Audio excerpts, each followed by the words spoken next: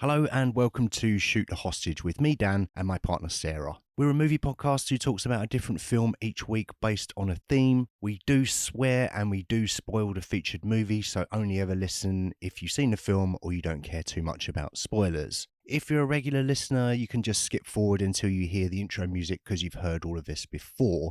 But if you are new to the show and you do enjoy what you hear, there are a couple of things you can do to help support the show. Firstly, make sure that you're subscribed on your podcast player so you get notified when new shows drop on Mondays. You could rate us 5 stars on Spotify, which couldn't be easier. You just hit the star icon below the show's artwork. Or if you have a spare few minutes, we'd love it if you could submit a review wherever you listen. Make sure you come follow us at STH_pod on social media. We are active on Instagram, Threads and TikTok. And lastly, the biggest thing you can do to help is tell a friend about the show. So that's about it. That's enough preamble from me. Over to me and Sarah for this week's episode.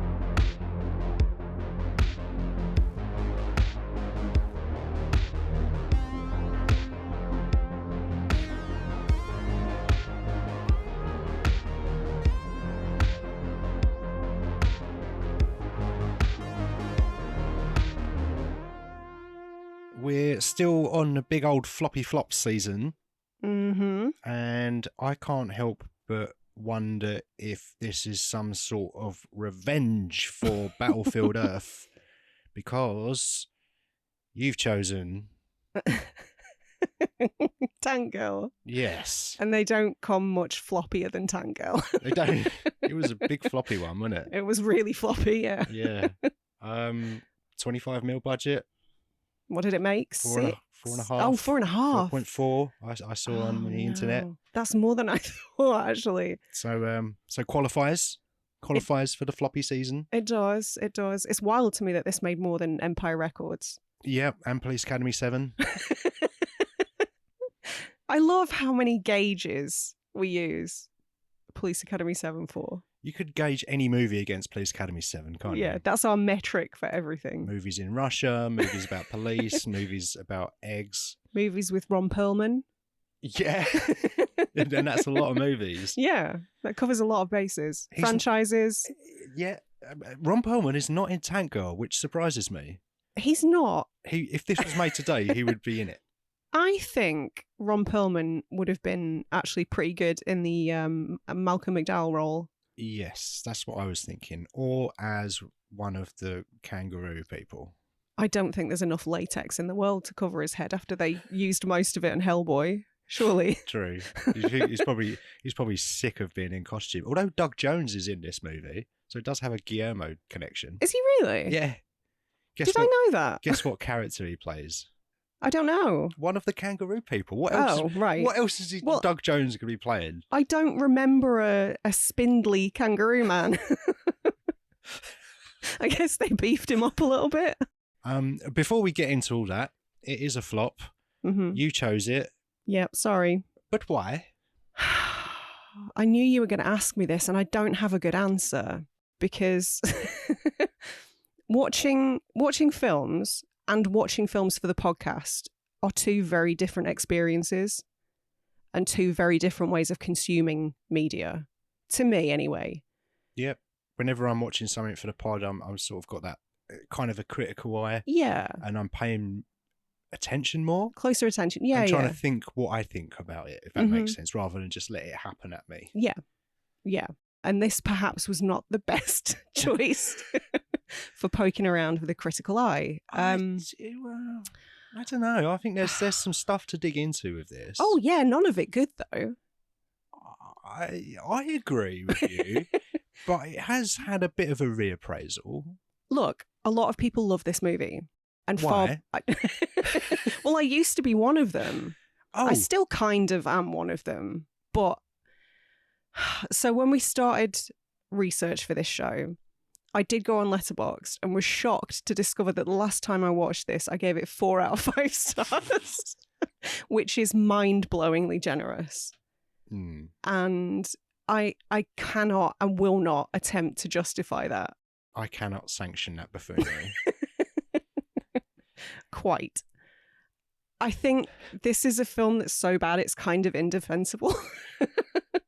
so I'm not going to try. But I will say it was one of those that when it came out, is it 1995? It's 95. I was a teenager. I mean, come on, like a nihilistic, feminist, anarchic, punk rock comic book movie. Did I say punk rock twice? No, I don't think you did. I said a lot of words and I got a bit lost in Punk that rock sentence. comic book. But when it came out, like it sort of ticked so many boxes for me. Okay. And because I was a teenager, I was a lot less discerning in my choices and had seen a lot fewer films to provide comparison. So I'm just making excuses now. But I feel like I'm just digging myself a hole. It's a bad movie. So you saw it when you were a teenager, an impressionable age. Mm-hmm. It has a lot going for it. Like, I'll say that. On paper, yeah. I would say in general it does. For me, it doesn't. I don't love it. I find it very grating. This is a turnip for the books. A turnip. If you're going to be the one who's defending this movie, I'm not. I'm just playing the devil's advocate for it a bit. Okay. I think this movie is a big old piece of toilet. Yeah. I don't like it at all. But I could see as a child what you get out of it, and I think it is fun. Like, it's a fun movie. I find it borderline unwatchable. But I can understand if you sort of get a bit of fun out of it. Mm-hmm. It's just not my taste, really. For a few reasons, which we'll probably get into, I'm sure. But you saw it when you were a teenager. So I did. Impressionable age. Was it a big box VHS rental? I think it must have been. Yeah, I definitely didn't see it on a big screen. So I must have rented it. I think I remember it sort of being around. I remember the trailers being on the start of videos that I rented from the video shop. And the cover was really eye-catching. Yeah. I seem to think perhaps I was pretty excited to watch this when I was a kid. Okay. Did you watch it when you were a kid? I don't know. There are loads of these, and there's been a few this season actually where I think so, but I don't remember it, so I may as well not have. But I think possibly I might have rented it and got the popcorn and stuff with my mates because we used to do sleepovers and that sort of thing. But it can't have left much of an impression because I didn't remember it when we watched it together a couple of years ago for the first time. I don't think I remembered any of it. So it's also possible that I would have put it on, maybe switched it off or started doing something else. So, I mean, but I remember it being out, and I remember sort of being relatively excited for it because it was this crazy kind of based on comic book. Mm-hmm. So I would have been interested in it. Well, maybe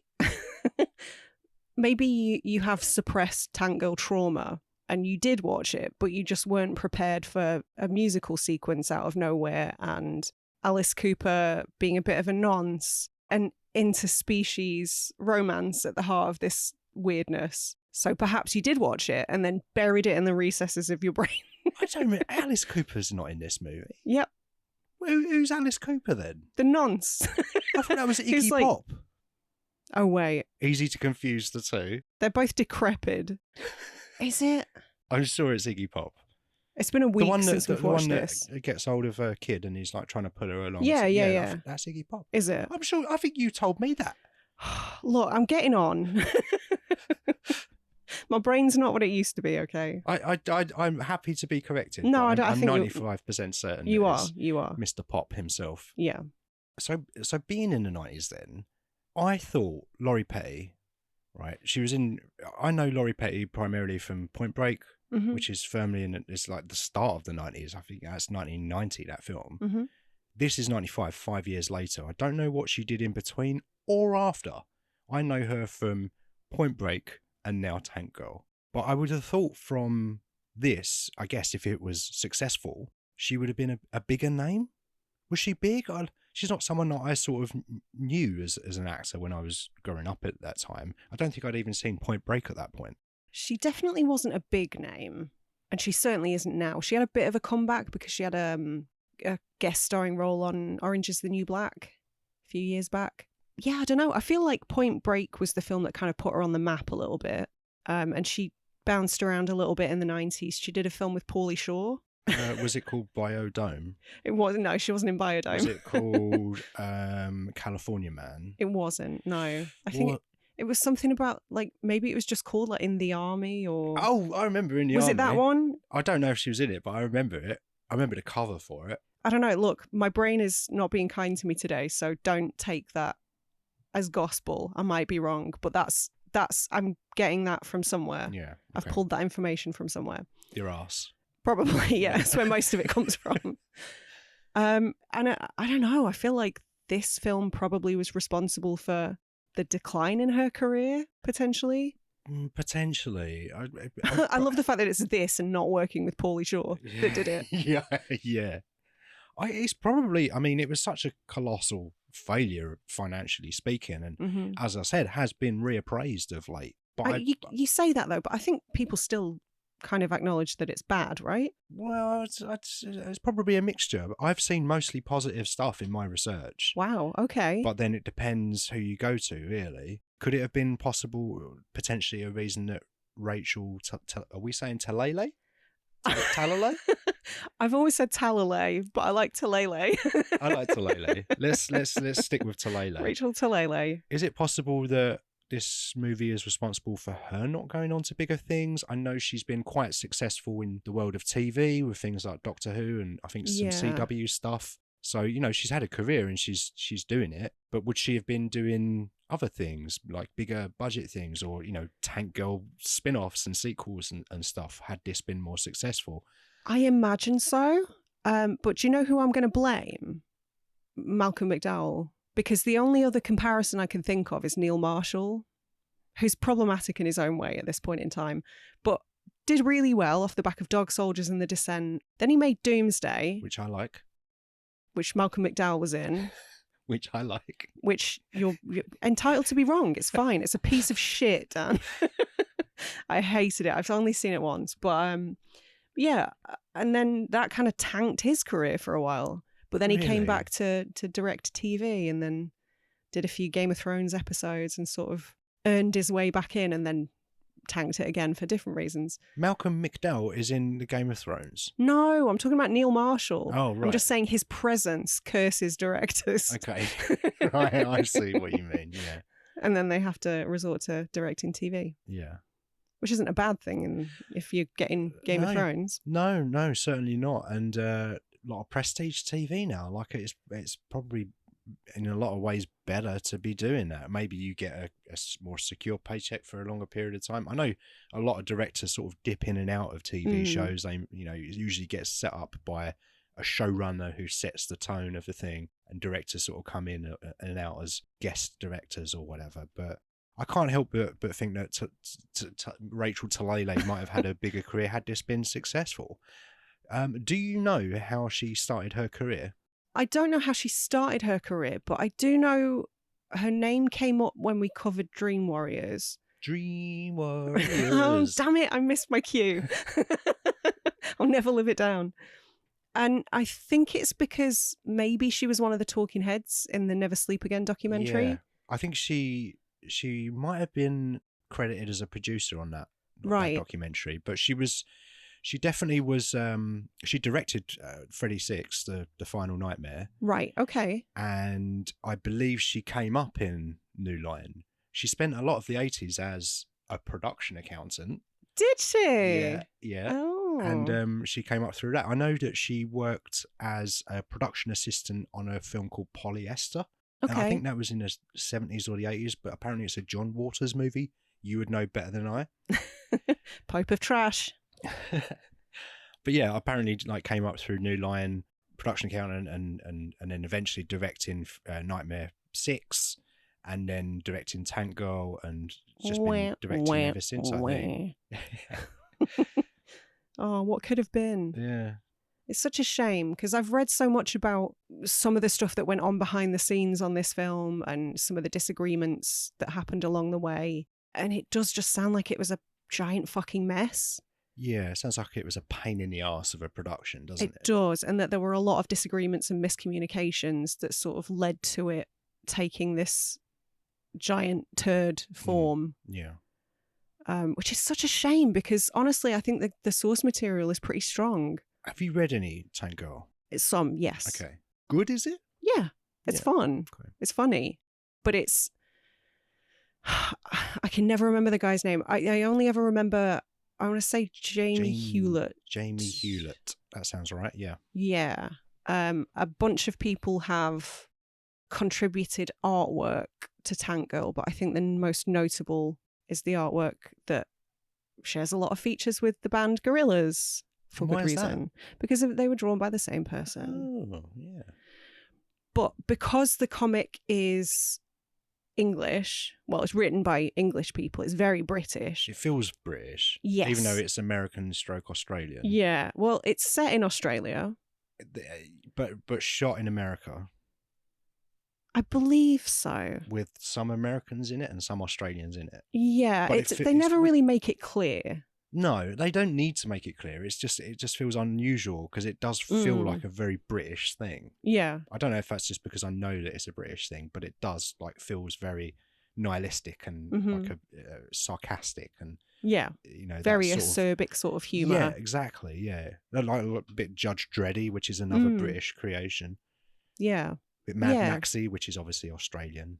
Just a little bit less polished than its American counterparts, and a little bit more. This is going to sound like a dig at Americans, and I don't mean it as one, but maybe a little bit braver in some of the content. Yeah, that's fair.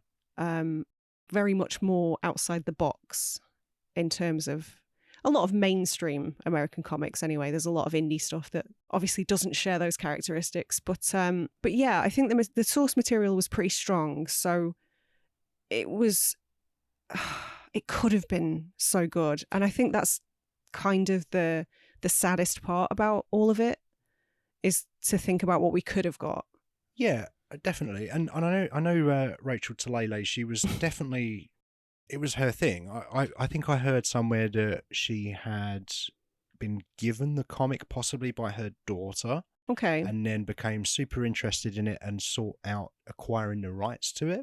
Right. And then she shopped it around 2 studios to try and get it made. I think they landed on MGM in the end, who were just quite interfering.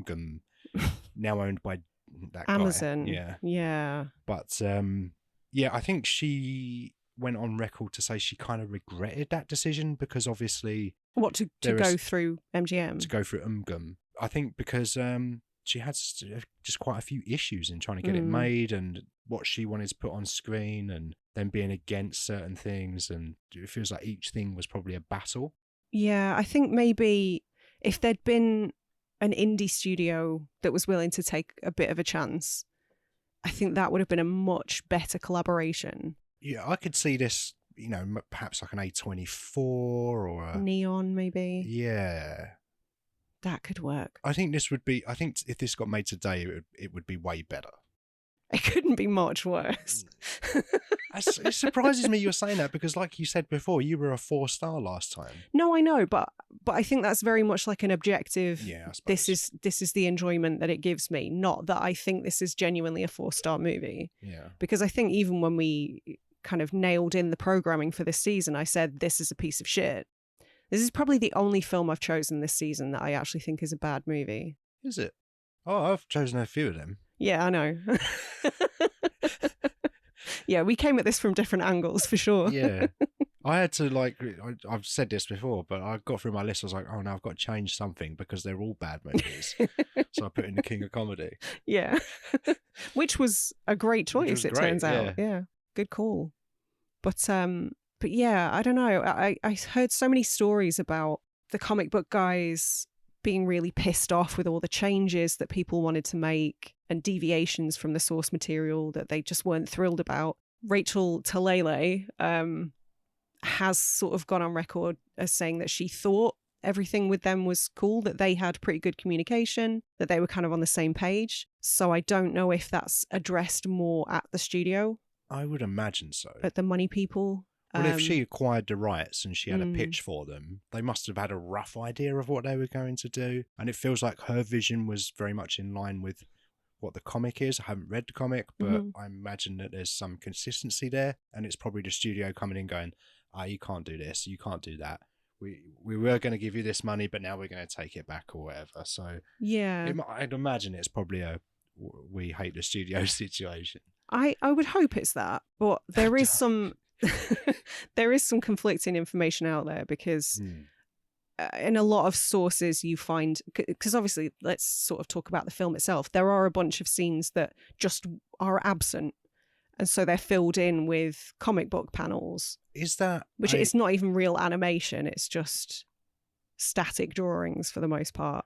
Is that a creative choice, or is that it's not a creative haven't choice? Got the money to film this choice. So the more prevalent story is that they didn't have the budget to film some of the more outlandish stuff, so that they plugged the gaps with the drawings. But I think it was actually an interview with Rachel Talalay. I feel so dumb saying that now. And she was sort of saying that yes, they lacked the budget, but then the comic book guys have gone on the record and said some stuff they just didn't bother to film. Right. So it does sound like there might be a little bit bad blood there, even if it's one-sided. But I'm just kind of reading between the lines there, but they definitely don't necessarily seem like they're on the same page. Or unless the director's just saying that to kind of save face. I think that's one of my least favourite things about this is the animation in it, because every time it appears, I know it's a comic book movie, and I've heard some people saying that they really like that about it. It's a certain charm, and it feels like it's a comic book movie.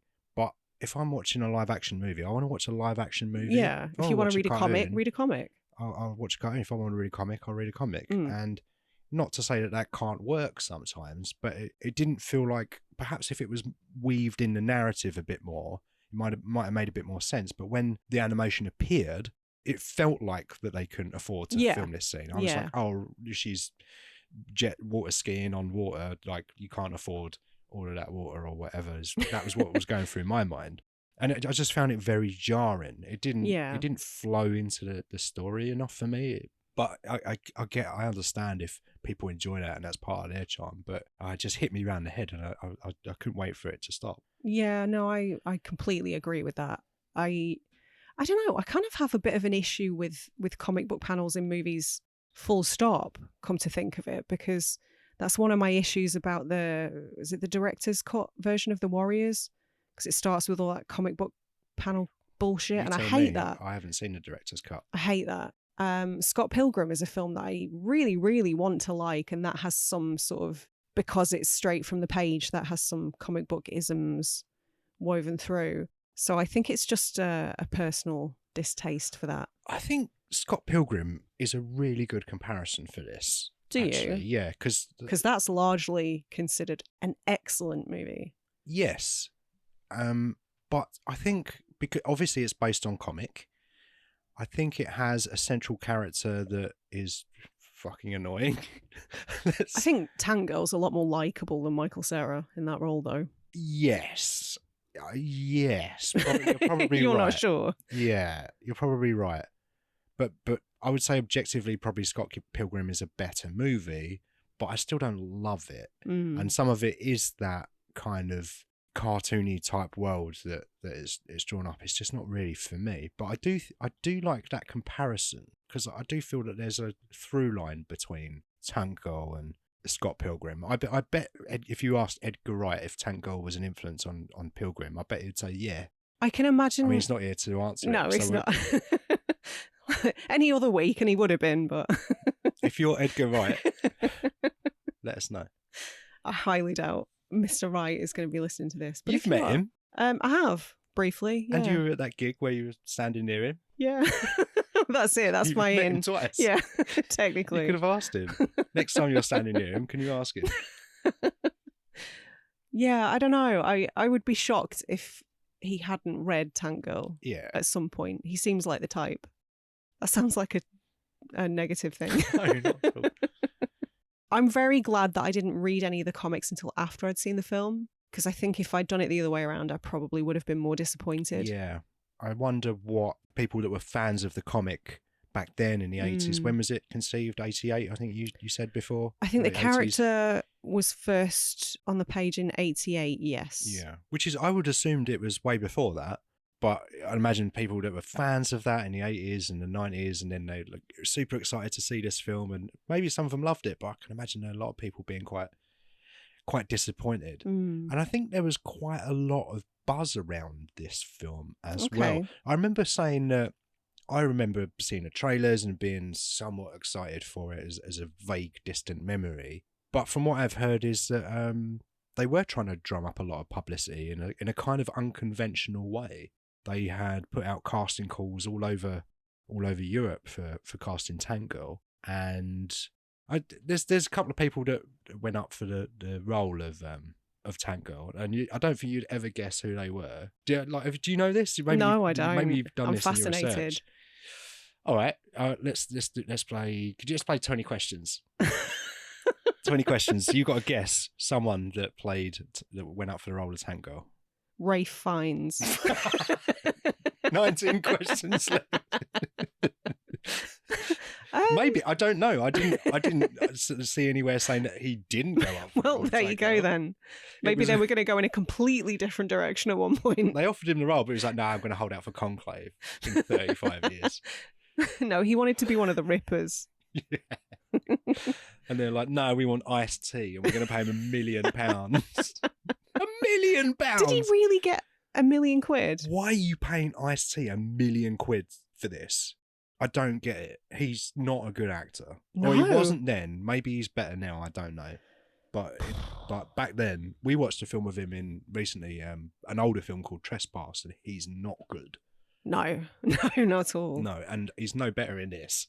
No, I don't. Would you say anybody's particularly good? I think Laurie Petty is perfectly cast. I think she does what's asked of her. Certainly, she does what's needed for that character.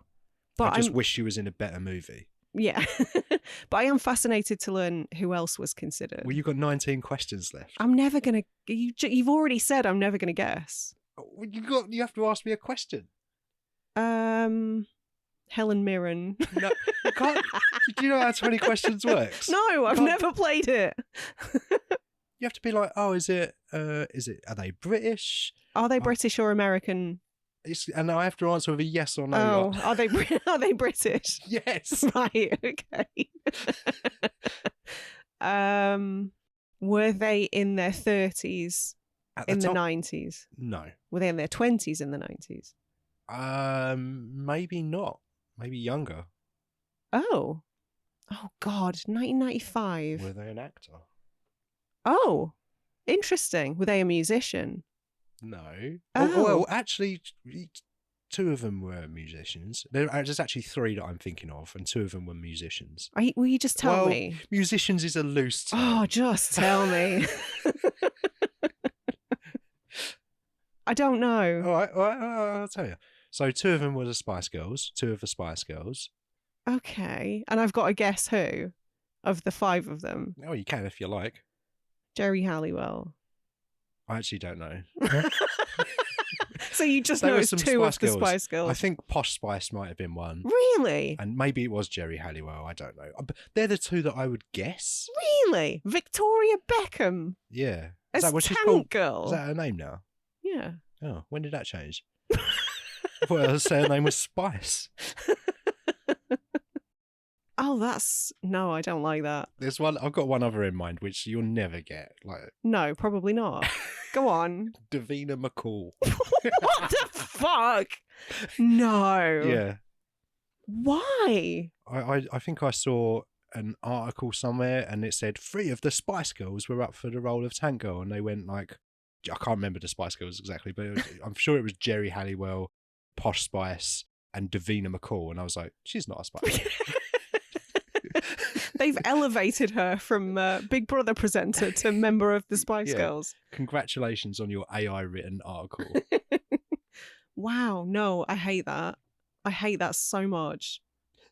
What was she doing at that point in the early to mid 90s? Was she presenting that dating show? It was just before Street Mate, I reckon. That's the one, yeah. That T4 classic. That was terrible. Hangover TV. That was in Southend once. I remember they were outside Woolworths. Cool story. Yeah. No, I hate all of that. Yeah, terrible. But they put out a big casting call, and apparently, according to I'm going to get a name right now because it feels kind of disrespectful, but Rachel Talalay, I nearly did it, Talalay. Apparently part of that was to drum up publicity for it. Not necessarily because they wanted to do a worldwide casting call, but they just wanted people talking about it. So they weren't necessarily considered. No. Seriously. No. Good. I wonder whatever happened to Posh Spice. I'm sure she's fine sitting on her throne of money. I bet. Apparently Madonna lobbied for the role. That I could see more. Yeah. But Talalay was like, not interested. Fair enough. I can see why, because I think she wanted something a bit more edgy, I guess. Yeah. And Madonna is... I'm a big fan of Madonna's Madonna was pretty music. edgy. Was she? Yeah. How? She was singing about fucking all the time. Like she was considered so edgy back in the day. Really? Yeah. Okay. You're kidding. All right. I mean, I will listen to La Isla Bonita more than the next guy, but I don't consider it edgy. No, that isn't. But she had like eras that were pretty edgy. Okay. Yeah, okay. definitely. I mean, I can sort of see it, but no, I think Petty's a much better choice for that. Oh, agreed. I think she was pretty perfect. Yeah. Who would you cast now in a reboot? Well, Margot Robbie has acquired the rights, I believe, but I don't know if I would cast her in it. That's really interesting that you've said that. I didn't know that. Because my suggestion has a vague link. It's another Australian who's often likened to Margot Robbie. I know who this is. Go on then. There's Samara Weaving. Don't you think she would make such a good Tango? Yeah. I'd prefer her over Margot Robbie. I think. Yeah. I mean, she's done sort of stuff like Mayhem and Guns Akimbo. Like, I could totally see her in that role. I want that. How can we make that happen? Well, I guess write to Margot Robbie. Dear Mrs. Robbie. Write her a letter with a quill. An old school letter. Yeah. Yeah, I'm sure that's the way it's done. Who would you cast in the James Hong role? Is James Hong still alive? Yeah. James Hong. Yeah, bring it back. Yeah, why not? Make it a sequel. No. Okay. Who would you cast as Booger? Is that one of the Kangaroo Boys? Yeah, that's the one that becomes her boyfriend. Pete Holmes. Okay, fair enough. I think it's so funny that a bunch of people linked to this film were uncredited. I think that sort of speaks volumes to the quality of the movie itself. Really? Like who? Anne Magnuson was in it. She's uncredited. Where would I know one Anne Magnuson from? I can't remember a thing. Sister of Magnus. Yeah. No, I don't know. She's somebody whose face you would definitely recognise, put it that way. She's like one of those guys, but female. Okay. Guys is like a gender neutral term, I think. Okay. For me, anyway. She's one of those guys. I don't see gender. Sickening. You've gone woke. You're so performative, Dan. I'm just virtue signaling now. You are, yeah. Obviously, Stan Winston is the most famous. Right. Is he not credited? He's uncredited. That's interesting because you told me about this and my jaw was on the floor. Yeah. One of the greatest of all time made the Kangaroo Boys in Tango? Apparently. Or the Stan Winston studio did. Right. Because they've sort of taken ownership of it now. Like, if you search Tank Girl, Stan Winston, there are a bunch of images that they've kind of posted on Facebook recently to sort of celebrate the film's 30th anniversary. So it's not something that they're denying any longer.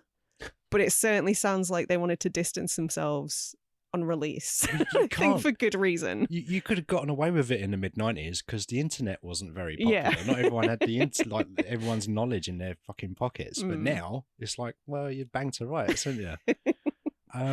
Yeah, it's weird, isn't it? Like, I don't think the Kangaroo Boys look very good. No, they don't. But I don't know if that is a result of the way that it's shot or they were obviously going for something. Is it perhaps it's faithful? Are the Kangaroo Boys, are they in the comic? Mm-hmm. So were they kind of faithful to the design of that? I know they were going for like a big... I mean, okay. So in the comic, they just look more like kangaroos. But you can't get kangaroos. They're too expensive. And they shot in America. And they're fucking terrifying. Have you ever Googled hench kangaroo? It scarred me for life. I've seen kangaroo, Jack. I know all about kangaroos. But iced tea is cheaper than kangaroos, apparently. Yeah. The first time I saw a stacked kangaroo, it was terrifying. Yeah. Terrifying. So I guess that is our hint that it probably is set in Australia, right? Yeah. Just the sheer fact that there are kangaroo men, none of whom are Australian, by the way. No, I don't think Doug Jones isn't. Ice-T's not. No. The guy that plays the saxophone isn't, whose name I forgot to write down, but apparently is quite a big name. Yes, and he's in the West Wing, apparently. No, they don't look good at all, do they? No, I don't think so. I mean, we had a conversation briefly when we watched it last week, and you sort of said maybe they were like the first draft costumes and they kind of ran out of budget. Yeah. I don't know. That was my initial thought, but like upon more research, they were quite sophisticated. Like they had... Reasonably, yeah. They just look like shit. Yeah. Well, apparently for every kangaroo boy, it had 3 operators. Right. For the ears and the tails and all of that animatronic stuff. They worked hard on it. Like there was a lot of work that went into it, and being in that costume in, I think it was Arizona or somewhere they shot, horrible. Like, no thank you. Well, that's why Ice-T wanted a million, I'm guessing. Well, probably. What an unpleasant experience. He would have been able to remain quite cool, though, on account of his name being Ice. Yeah. It was between him and Vanilla Ice. I think they went in the right direction. Vanilla Ice went for Cool as Ice instead. He did but that. They didn't consider Ice Cube? They didn't consider Ice Cube, and that's why he's so angry now. Right, That's why he's so angry in 21 Jump Street. Because he missed out on being one of the Rippers. He wanted to be a Ripper, yeah. Apparently Ice-T thought his role was going to be a stripper, I heard somewhere. Not Ripper, like he must have misheard someone. I don't know. That sounds like bullshit. Sounds like bollocks, doesn't it? Yeah. Speaking of bollocks, they did make a kangaroo penis. Right. I don't remember seeing that. No, you didn't. I would remember if it was in the movie. It was not in the movie. All I know, I don't know if the scene exists anywhere. I haven't searched for it. I don't wish to search for it. I never want to see it. But apparently they did make a full bodysuit for Bugger, because the scene where him and Rebecca are sort of lying, looking up at the sky, having a conversation, that is supposed to be, I think, the build up to a sex scene. Oh, right. And then there's supposed to be like a post-sex scene where he's naked. And they made a kangaroo dick. To attach to his person? Or yeah. Right. So I'm presumably like Bugger would have needed 4 people operating him at that point. Possibly more. Yeah. What was it? How big was it? I have no idea. I don't know. I don't think there's any images or video available. That's a shame. People on Reddit have been asking and looking, but they haven't found it yet. Thank God for AI image creation. Oh no. This is why AI is bad. But yeah, obviously their relationship is not ambiguous, but apparently a lot of people who watched the film were confused as to whether or not they had sex. And it turns out, yes, they did.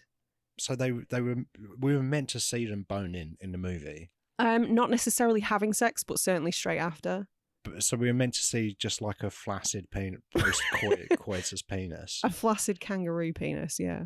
Okay. Made by Stan Winston, or one of his minions. I wonder who owns that penis now. Is the latex degraded, do you reckon? Oh, God, yeah. I wonder where. I'd like to know where it is and who owns that and what they've done with it. Would you? Yeah. If you're Stan Winston and you're listening, could you let me know where that penis is? Yeah, I'm sure Edgar Wright and Stan Winston. Isn't Stan Winston dead? Is he dead? I think so. Oh, I'm sorry. He's If you're definitely not going to be listening. children of Stan Winston, let me know what's happened to this penis. Ask him for a friend. Imagine going through your dad's estate and just finding a lone, degraded silicone kangaroo penis. I bet that's happened more often than you realise, you know. You go, like, your nan dies and you go up in the loft. Oh, no. And there's just boxes full of dildos and you're like, oh, Grandma! Oh, that's definitely happened. She had a spiky one. She's not a sort. It looked Yes, like she the was. death of a unicorn lamp. Oh Come on. no. There's loads of grannies shove it. No, I'm not gonna Stop it. Stop. Nobody needs to be thinking about that. Everybody's just switched off at that point. We've lost every listener now. I feel like Tank Girl's grandma would have had a dildo. Yeah. Definitely. Yeah. What? Who is? Do you say her name was Rebecca, which I did not know? Yeah. Well, they call her Rebecca in the movie. I should have known. I guess I must have switched off at some point. But who is she? Like, does she have a family? Where did she come from? I know that this post-apocalyptic event happened 15, 20 years ago or something in the story that we were introduced to. Mm-hmm. So, and she's what, 25? Ish. So she must have been a child. So she must have experienced somewhat of the pre-apocalypse world. Where'd she come from? I love that you want her to have a backstory. You want to know Tango lore. Look, it's been a long time since I've read any of the comics, and I'm not very well versed in them. I do know that she lived in her tank. Obviously, in the movie, we sort of... You don't get much tank, do you? You don't get very much tank. Like, the name is a bit of a red herring. There's some tank, but not enough. There's a little bit of tank. Bit of tank. Yeah. But yeah, so in the comics, she lives in a tank. Yeah. And drives it around. Which sounds super interesting. I want to see that movie. Yeah, right? With Samara Weaving. With Samara Weaving. Yeah. I was just trying to figure out what her motivations were, how she got to where she was, and why she does the things that she does. I didn't realise we were going to be getting deep on this podcast.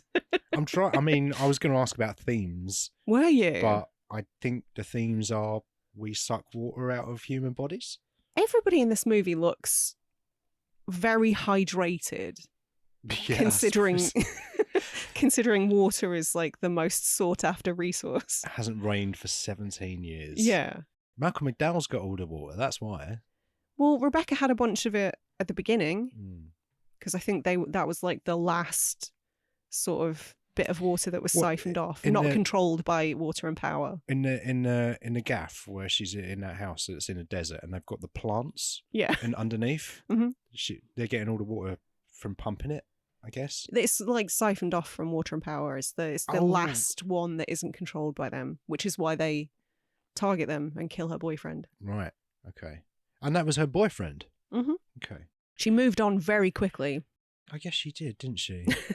Yeah. It's quite callous, really. And obviously when that, I suppose that's the sort of instant that kicks off the plot. If you can The plot? Question mark? The plot?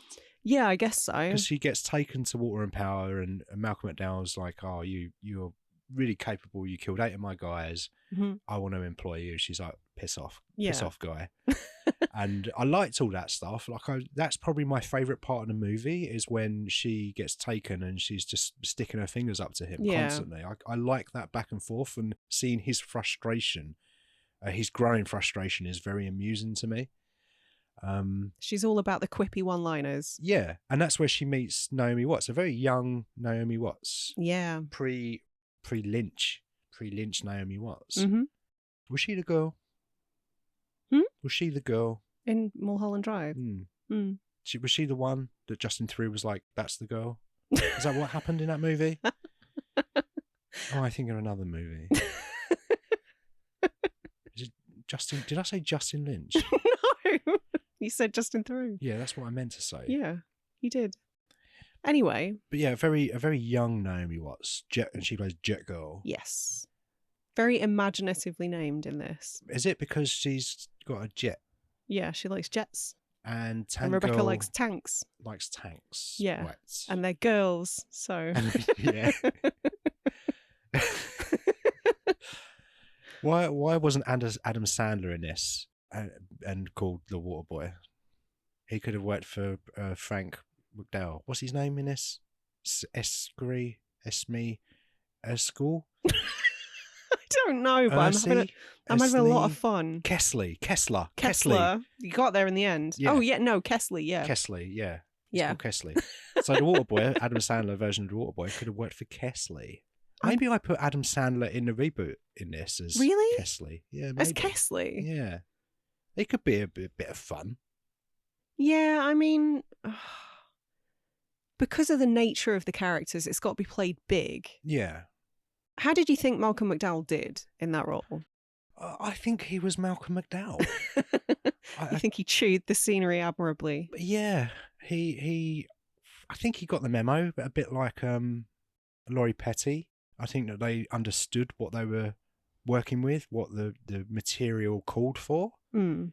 But I can't help but think that at some point, well, Malcolm McDowell was working on it, and then at some point he stopped working on it because we didn't. You think he just gave up, or because his character was absent for a while? Well, his character was absent for a while, and there was that bit where did he get his face removed or something? Yeah. Whatever happened there, and James Hong's like, I've got this revolutionary technology, and I'm going to do something with your head and your arm, yeah.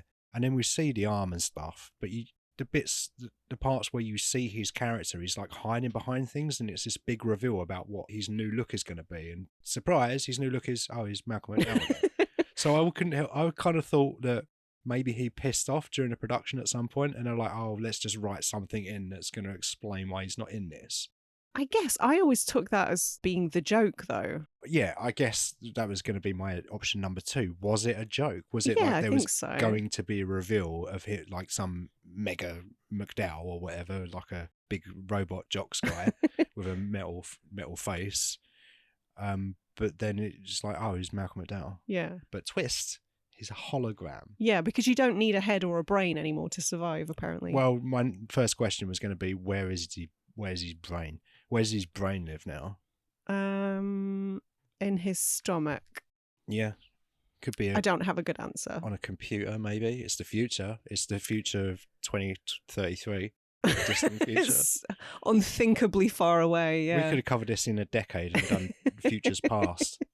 Hey, future past is a theme that I've had bubbling away for a while. Yeah, I'm thinking of nicking it. Don't you dare. We'll do our first X-Men movie. Yeah, I don't know.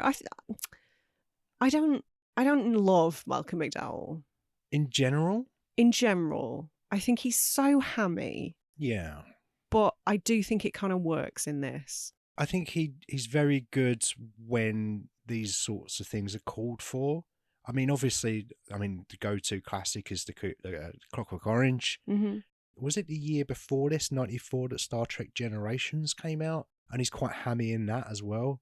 And that's his thing, and that's what he does. And I think he's good in it, in things, when the piece calls for it. But he can stand out if it doesn't. Yeah. But in this, I think he's pretty fun. I think my favourite part of his is when he puts Tango in the pipe and he goes, bye. In the tube. Yeah, you're going to get the pipe. And that's not what that means. What? Never mind. There's this subtext that I didn't get. I quite liked Laurie Petty's acting in that scene as well, because she did display for the first time and maybe only time some vulnerability in that she was still giving it and saying, yeah, can I go first and all of that. But you could see that she was quite scared as well at the same time. And I liked that. Yeah. I wish we'd have seen a little bit more of that maybe. But then again, it's a big cartoon comic book movie.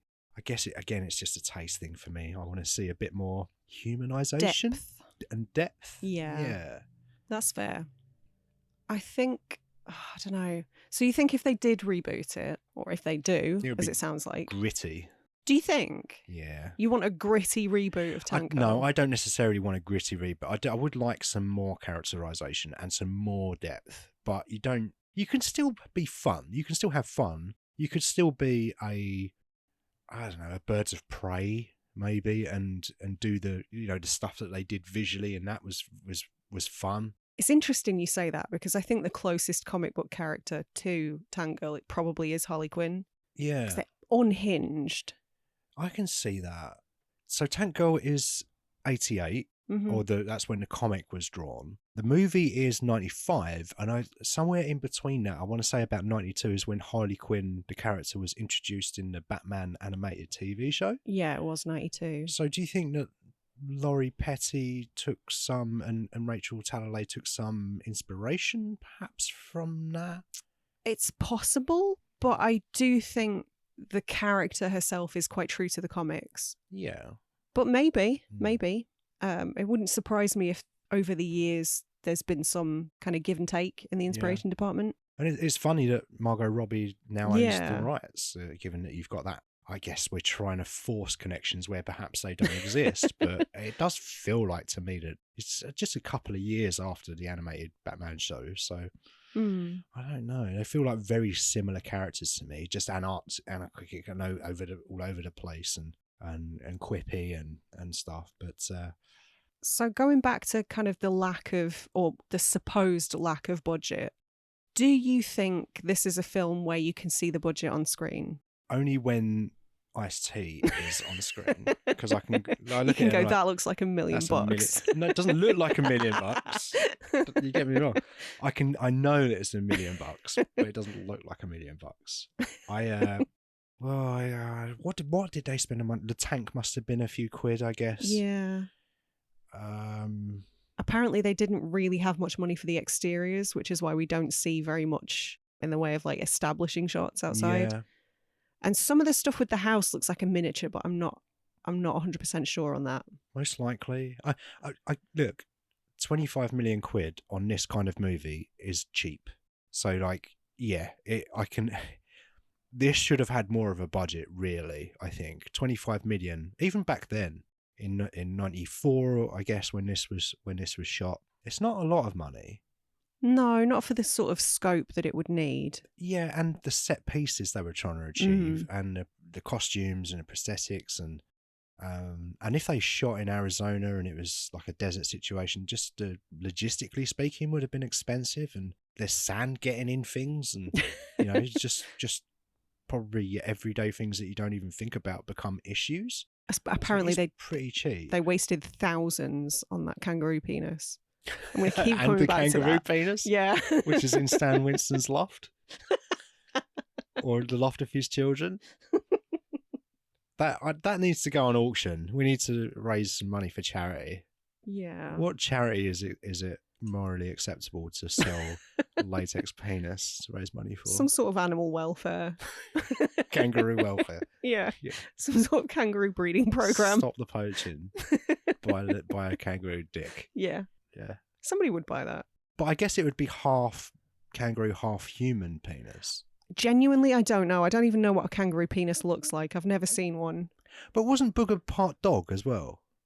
Did What? I hear that? Didn't he say that he got promoted from a dog? Is that how that works? Yeah. Are they like Pokemon? I don't know. Did they get promoted in Pokemons? They evolve. That's the same thing. I swear there was a bit of dialogue in it where... So the kangaroo people, they were made by a geezer that did genetic engineering. Mm-hmm. But I swear at one point Booger was like, oh, I was a dog, but I was really clever. So they promoted me to kangaroo dog man. Now he's really dumb. Did I imagine that? But clever for a dog. Not how many dogs do you know that can talk? I know 0 dogs that can talk. I've never met one that can Yeah. talk. The closest you get is those dogs on TikTok that press the buttons and go, feed me, bitch. Now. Yeah. Now. Yeah. That's the closest you can get. Yeah. I mean, we'll have talking dogs soon with AI interpretation of animal language. I don't think I want to know. I do. I'd love to have a conversation with a dog. What if they hate humans? What if it's been a ruse this whole time? They've just been like, these fucking mugs who take us in. I can't wait for that day. I think that'd be super interesting. I hope it plays out like Darwin in Sequest DSV, the dolphin that can talk. All things come back to Darwin, don't they, from Sequest DSV? You're such a Look, nerd. Look, Sequest DSV was underrated. Wasn't it? I think it was rated just fine. It was. Look, you like Star Trek. You can't give me shit. That was Sequest DSV was basically Star Trek, but underwater. But water, yeah. Yeah. Okay. Was it though? Yes. Okay. All right. Tell me. Was Roy Scheider in that? Yeah. Until he wasn't. Were there sharks in it? Probably. Was he typecast as the shark guy? He's the fish guy, yeah. He's the fish guy. Oh, we got to make something about fish. Get Scheider. Or helicopters. Yeah. Get Scheider. Mm-hmm. Was he in Airwolf or the other one? don't know. What do you mean the other one? There were 2 helicopter shows, weren't there? And one went what was that one? I fear we veered too far away from Tangirl at this point. No, I don't think we've veered far away enough. So what happened when Roy Scheider left Sequest DSV? Well, he died. In real life? Yeah. Oh, okay. And then he was replaced in Series 3 by Michael Ironside. And that was the last season of Sequest It DSV? was, Right. yes. Was Third and final. Was Justin Whalen in Sequest DSV? Or am I thinking of the New Adventures of Superman and Lois Lane? Justin Whalen? Yeah. He was the guy that was in Chucky 2 or 3? Oh, I was thinking of Sean Whalen. Yeah, yes, he was. He was in Superman. Yes, the show, the TV show, the television program. Yeah. But maybe you're thinking of confusing him with Jonathan Brandis. They had similarly floppy hair. Right. They were out in the 90s, so it's not a million miles away from what we're talking about. Like That's true, cultural yeah. zeitgeist. Mm-hmm. Does zeitgeist mean culture anyway? Is saying cultural zeitgeist is one of those words irrelevant? Is that a redundant Is that an oxymoron? What did you call me? So coming back to Tangirl. I think I've run out of things to say about Tangirl. Can you We tell? haven't even talked about the soundtrack. All right. The soundtrack is probably my favourite thing about this movie. Okay. Secondary to the kangaroo penis, obviously. What sort of tracks did they have? I didn't recognise any of the music. It's not my jam. Some of it is. There's a Portishead track in there. I don't think I ever really listened to Portishead. Oh, well, I clearly don't know you as well as I thought I did. No. I thought Portishead was like an easy listening situation. Easy listening? Yeah, well, not easy like listening. Enya.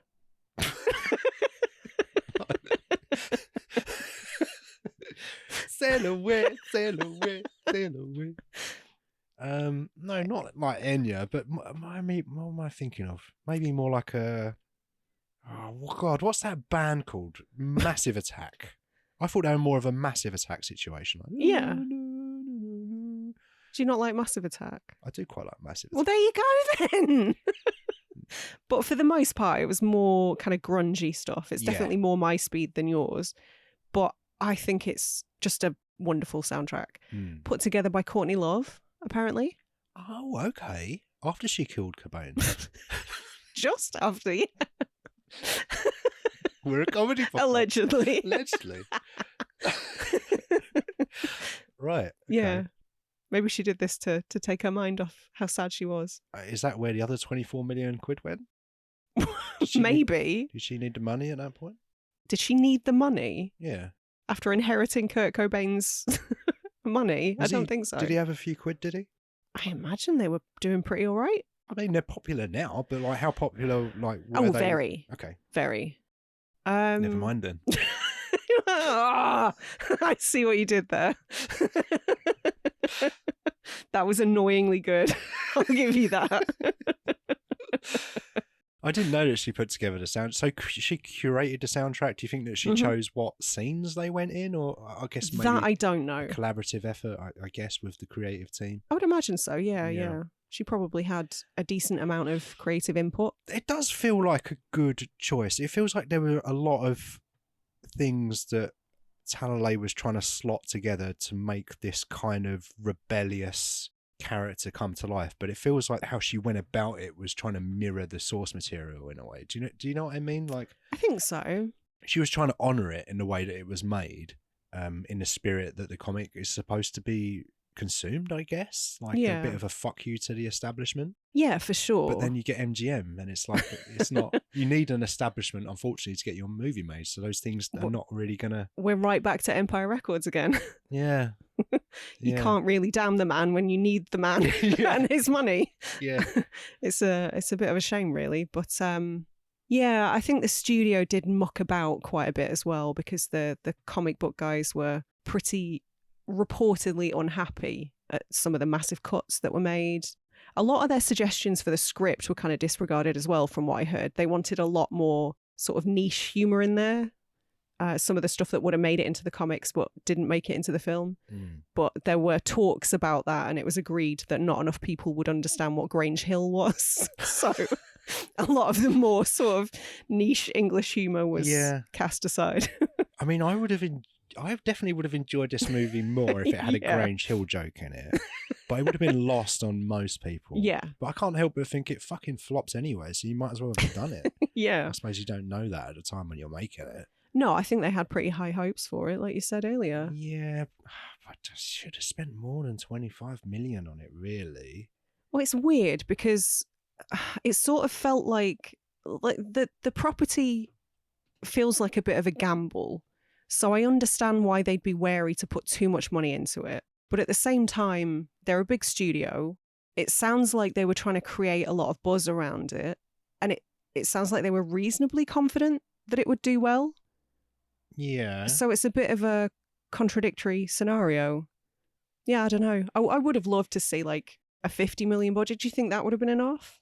Possibly. I mean, I suppose it's double, so you could have done a bit more, I guess. Would that have been enough to remove all of those comic book panels and actually film the scenes that didn't make it? So what scenes were replaced by the comics? I know you had the final scene when that was the one that I found most jarring when they did that's how it ends. sequence, and it ends that way. Yeah, it feels really sort of anticlimactic to end it on pictures. Yeah, exactly. I mean, that is a very expensive scene. Maybe you could write around that. I mean, you've got water, and obviously we covered Waterworld and spoke about how much of a pain in the arse that is. But at least you've not got Kevin Costner to deal with. I'd be all right. He'd just do like a forward roll and he would have sorted it out. Yeah, I mean, 50 million, they could have done something. I feel like 25 is way too light. 50 million might still have been, you still don't need to be quite creative. But if you whip out S10 E79, you got another £1 million there straight away. But actually, the film that I'm thinking about most in relation to Tank Girl is a movie that came out the same year, and we mentioned the property earlier, Judge Dredd. Okay. Now, Judge Dredd had a budget of 90 million, which is huge. That had Sylvester Stallone in it, and a lot of things get funded because of the names attached. Right, yeah. Laurie Petty maybe didn't have the star power back then to get the kind of budget that may have been needed. But I think it was probably the right choice to cast her, but I just wish there would have been a mechanism to maybe get a bit more budget. But but even if you spend, case in point, Judge Dredd, you spend 90 million quid on that, it's not no better, is it? No. Do you know how much that made? Just Shall we have a look? Yeah, sure. I'd love to know the comparison because, that was pretty negatively received, wasn't it, when it came out? And it's 95 Judge Dredd is one that I was thinking about putting on this list. Okay. I don't know 100% if it was a flop, but it was in my mind back then because that is a movie. If it wasn't a flop, it should have been. It was a pretty big flop apparently. 35 million domestic. 80 million internationally, bringing its worldwide total to 113 million. So okay, it was kind of a flop, but not a colossal flop as a lot of the films that we've covered have been. It lost money according to Hollywood accounting. That creative, yeah, like just do it however you like. Yeah, isn't it Star Wars that on paper still hasn't turned a profit?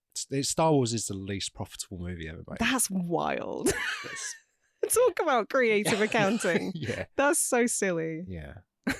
But like, I thought about Judge Dredd, came out the same year, around about the same time. Similar kind of vibes. We mentioned that they're both British properties in origin. So if you spend 90 million quid, you're not guaranteed to make a good movie. True. Maybe you've got Sylvester Stallone saying, and it just doesn't make any fucking sense. And you've got that idiot Rob Schneider before he pretends to be a mouse or whatever he does in that movie. It's been such a long time since I've seen it. I'd quite like to watch it, actually. Does anyone do like a nice release of Judge Dredd? Because it's been a while, and I really love the soundtrack to that. Can we not just watch Dredd instead? But we always watch Dredd. It is better. You're right. It is better. It's way better. It's not even comparable. That Alex Garland directed movie that he definitely directed. Let's watch Judge Dredd one day. Okay. I do have another connection to one of our previous shows, and that's 13, because Rachel Talalay hired Catherine Hardwicke to work as production designer on Tank Girl. Yeah. So that's what she was doing before she started directing. Yeah.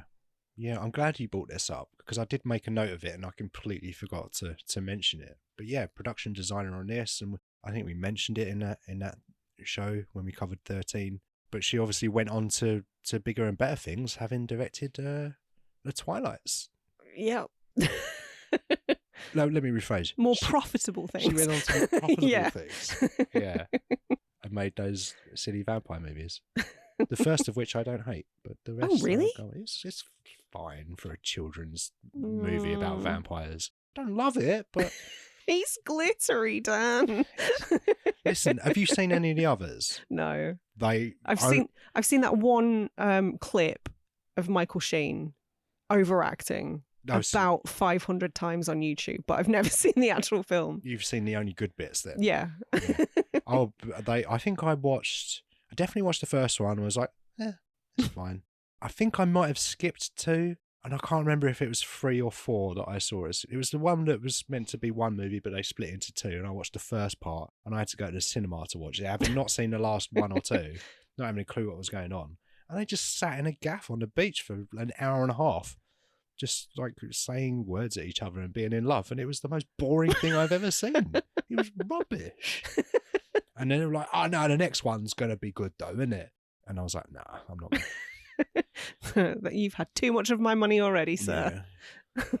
Yeah, I spent like 10 quid on the ticket, like another 10 quid on popcorn and drinks and stuff. And 20 quid I spent on that, man. It's like, not that I would begrudge it. I mean, it was a long time ago now. It was 15 years ago. But you would like to be reimbursed if Catherine Hardwicke is also listening to this. If Catherine Hardwicke is also listening to this. Yeah. Alongside Edgar Wright and Stan Winston's kids. Would you mind just doing me a Clooney and reimbursing me for that money? Is there anything else you want to talk about before we start wrapping up? Nah. I don't think so. I'm sure there's a bunch of stuff, but I mean, what else can you say about Tank Girl? I don't love it. I wish that I enjoyed it more. Yeah. I do. On paper, it feels like it would be something that I would quite enjoy. But the execution of it, the cartoon stuff, I do find the character very grating after a while. Right, okay. The main character. Not that Laurie Petty is bad at it. Maybe it's a combination of all of the things that are sort of weaker. I mean, she is obnoxious, but she's supposed to be.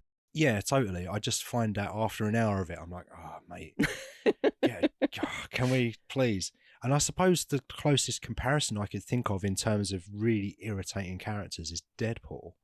Yeah. And I was sort of questioning myself when I was in the shower earlier. It's like, but I find Deadpool quite funny. And I was sort of trying to think to myself, oh, is this some like ingrained misogyny or something that I need to think about? Interesting.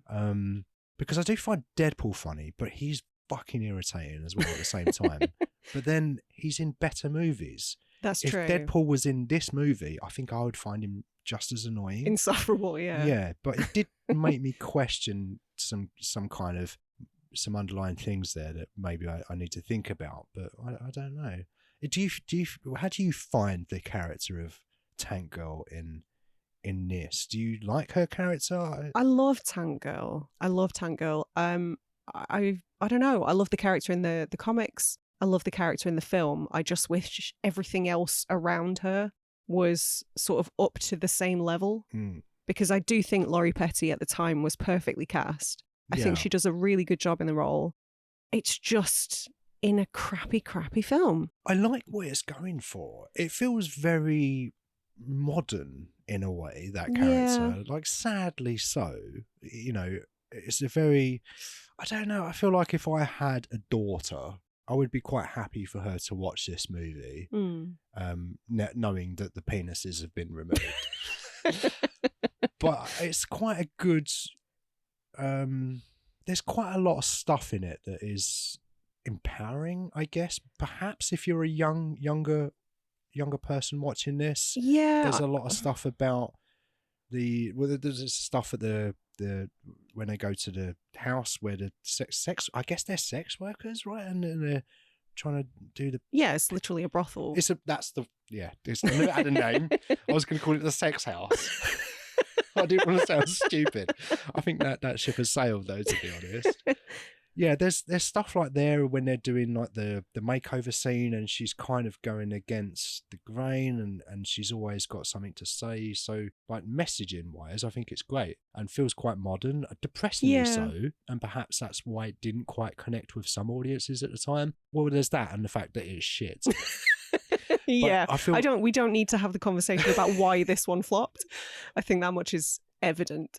I wish that those things were present in a better movie. Yeah, and we yeah. might have been more ahead of where we are at the moment. Obviously, things have come along, but we're not as far along as you would hope that we are. Yeah, I think I do love the character. I think I'm just sort of drawn to characters like that, like Elvira, for example, or Enid from Ghost World. Just like women who are sort of a little bit off the beaten path, doing their own thing, but very confident and vocal and not afraid to be uncool. So I'm definitely drawn to female characters that are written that way. So I think maybe that's why I gave it 4 stars last time I watched it. But do you have fun when you're watching it, or not this time? No, I have every other time I've watched it. I was thinking about this as well, because I think the last time I saw it, I actually went down in my rating this time while we were watching it. Yeah. But it might have had something to do with probably last time we watched it might have been a Saturday night. Let's have a beer. And last time we watched it on a Sunday before I had to get up at 5:30 in the morning for work the next day. After having made notes about it and thinking about it in a critical way. Yeah. Yeah. And I was so ready for it to finish. Yeah. I definitely didn't really enjoy it this time around, which is kind of a shame and a bit of the downside to podcasting a little bit, because it's probably going to make me more reluctant the next time that I would watch it. But yeah, hopefully I can get over that and still find things about it to like. But at this point, it is just a steaming pile of shit. I am surprised. I thought you were going to be more of a defender of this. Not that. No, I honestly, I think it's kind of indefensible. I really do. It's just a bad movie. But I do think the separate parts of it, there is stuff to enjoy. Maybe that's what makes it such a frustrating watch, though, is that you can see the intent. The missed potential. Exactly, the missed potential. There's something there, and it could have been something really special. And I can't help but think that if there was a better movie and it was more successful, what we would have had as a result of that. I know we spoke about probably Edgar Wright saw Tank Girl and used some of that in his movies and stuff. And I'm sure that's true of a lot of other creators and movies. But I just, it would have been good to have a better version of this and more tank. Not enough tank. Yeah. Too much girl, not enough tank. It's interesting because I've never been the sort of person who's like dead set against remakes or reboots. Usually I think it tends to be like decent films that are remade. So that becomes a little bit frustrating because it's like, well, why are you even bothering? Whereas in this case, I'm so keen for somebody else to take a run at this material. I think it's the perfect example of why something should be remade, where it has the potential to be something special, but just didn't quite hit the mark for one reason or another. Yeah, I mean, like you said, you hit the nail on the head. Why remake a good movie? Because we've got that movie already. Yep. Let's have another go at this. Let's put Samara Weaving in it. Let's make Adam Sandler the Malcolm McDowell role. Let's put Pete Holmes as one of the Kangaroo Boys. But bring Doug Jones back. Bring Doug Jones back. Yeah, of course. Yeah. Who's it going to be directed by? Ooh, that's a really good question. Well, firstly, I think it needs to be an 18 certificate. Yeah, definitely. I think we need like a hard R version of Tank Girl. That's going to require some thought. What about you? I mean, the obvious answer is Gerwig, right? I think that's a bit too obvious, though. I agree. But I can't think of another. So you think we've still got to go in the direction of it being a female director? Yeah, I think so. Who, oh God, I've forgotten her name. Is it Lexi something? Who directed that Ray Stevenson Punisher movie? Oh, yeah.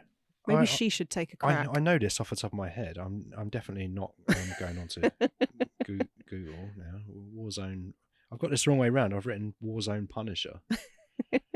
It was that's a really good shout though, because I enjoyed that hyper movie. violent comic Yeah. book movie. I mean, obviously Tank Girl is a lot less violent, but I think there's real scope for it to be more adult.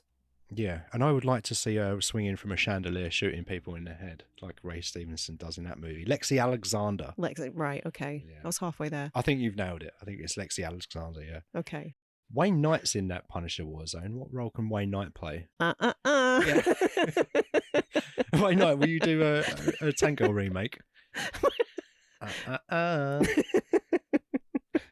So, what's next week? Oh, right, okay. So if we're moving on, then I'm to done. next I week. can't talk about this movie anymore. Fair I need enough. to stop thinking about kangaroo penis. I won't be able to stop thinking about kangaroo penis now. Okay, so consider it payback, right? You've made me watch. This was payback for Battlefield Earth. We can't now get into a pissing match.